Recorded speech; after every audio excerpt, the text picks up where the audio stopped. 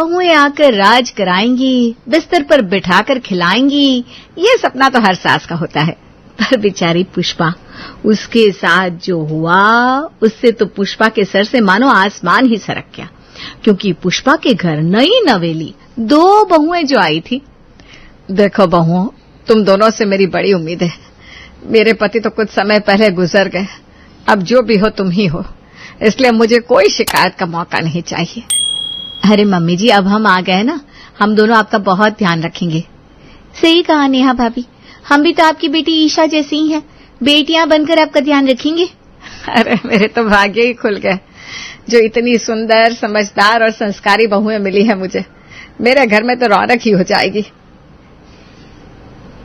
आज से आपके ऐश के दिन शुरू। मम्मी जी, आप आराम से बैठो, मैं आपके लिए गर्मा गर्म नाश्ता बनाकर लाती हूँ। बस फिर क्या था, पुष्पा ने पीट दिया पूरे मोहल्ले में ढिंढोरा। क्या हुआ पुष्पा बहन, बड़ी चहक रही हो? कोई लॉटरी हाथ लगी है क्या? लॉटरी ही समझ लो अनीता बहन, अच्छी बहुएं भी किसी खजाने से कम नहीं होती। अभी इतना खुश होने की जरूरत नहीं है पुष्पा बहन, 4 दिन की चांदनी है, अपना रंग दिखाते देर नहीं लगती। मेरी बहुएं ना बदलेंगी, खरा सोना है सोना। तू ना मुझे मेरी बहुओं के खिलाफ मत भड़का, मैं जा रही हूँ अपने घर। ये अनीता भी जलने लगी है मेरी बहुओं से। इतना बोलकर पुष्पा गुस्से में वहां से निकल जाती है।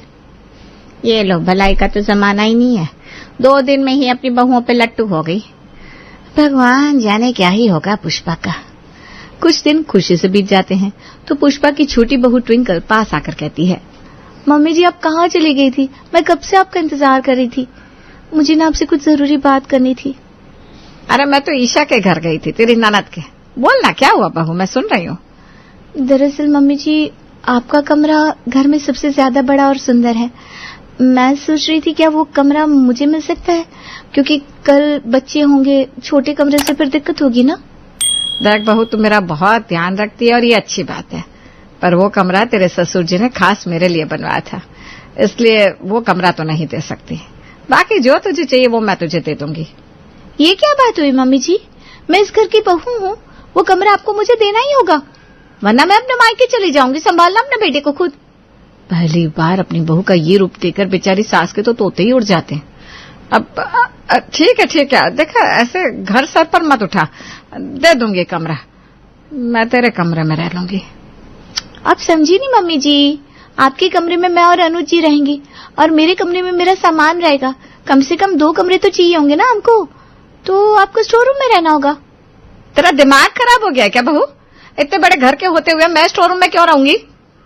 आपको स्टोर रूम में ही रहना होगा, मैं आपका सामान स्टोर रूम में लगा देती हूँ।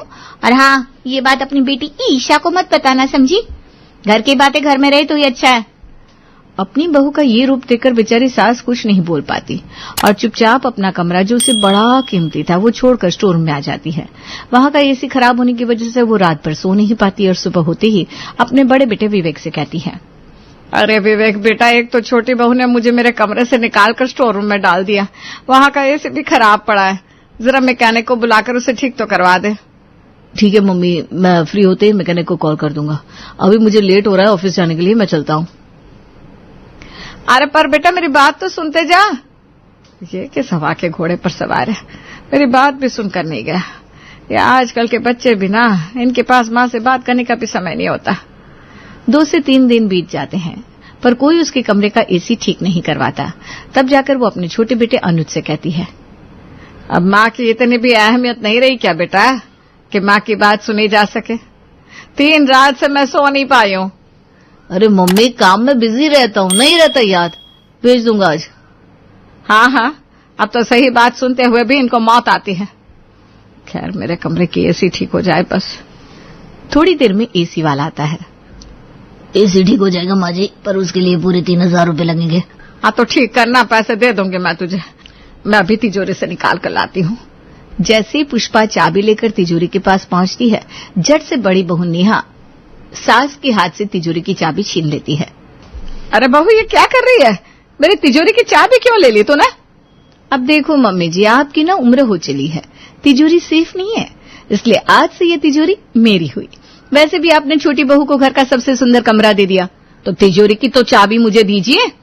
या क्या बदतमीजी है बहू, अब क्या सास से ऐसी बातें करेगी? चाबी दे, मुझे एसी ठीक करवाने के लिए 3,000 रुपये चाहिए। उसकी कोई जरूरत नहीं है मम्मी जी, मैंने एसी वाले को वापस भेज दिया है। एसी ठीक करवा के 3,000 का नुकसान क्यों करना, ऊपर से बिजली का खर्च अलग, इसलिए कोई एसी ठीक नहीं होगी। अरे ये क्या कर दिया तूने, गर्मी में एसी के बिना भला मैं कैसे रहूंगी? रहना पड़ेगा, और आज से ये तिजोरी और तिजोरी के सारे गहने और पैसे अब से मेरे हुए। आपको कुछ भी चाहिए होगा ना तो आप मुझसे मांगना। अरे पर बहू, ये लो मेरी बात सुने बिना ही चली गई। पता नहीं किसकी नजर लग गई है मेरी बहुओं को, जरूर मेरी पड़ोसन अनीता की ही नजर लगी है। हे भगवान, अब गर्मी में एसी के बिना कैसे सो पाऊंगी, ऊपर से तिजोरी भी गई हाथ से। 1-2 दिन बीतते हैं, बेचारी सास गर्मी में ही सोने की आदत बनाना शुरू कर देती है। सुबह को नाश्ते की टेबल पर आती है। अरे नेहा बहू, बड़ी भूख लगी है, जरा नाश्ता तो लगा दे।